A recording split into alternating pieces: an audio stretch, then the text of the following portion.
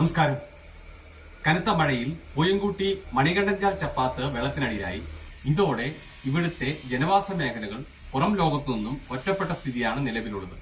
ഇപ്പോൾ കടവിൽ തോണി യാത്രയാണ് പ്രദേശവാസികൾക്ക് അക്കരെ ഇക്കരെ എത്തുന്നതിനുള്ള ഏക ആശ്രയം.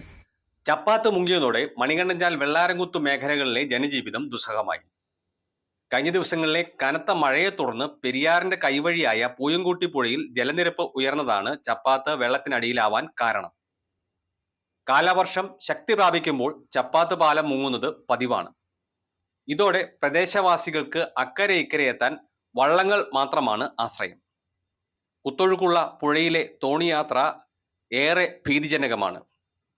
ഇവിടെ പാലം നിർമ്മിക്കണമെന്ന നാട്ടുകാരുടെ ആവശ്യത്തിന് ദശാബ്ദങ്ങളുടെ പഴക്കമുണ്ട്. നിലവിലുള്ള ചപ്പാത്ത് പാലത്തിൽ കൂടി വാഹനങ്ങൾ കടന്നുപോകുന്നതും ഭീതിജനകമാണെന്നാണ് ചൂണ്ടിക്കാണിക്കപ്പെടുന്നത്.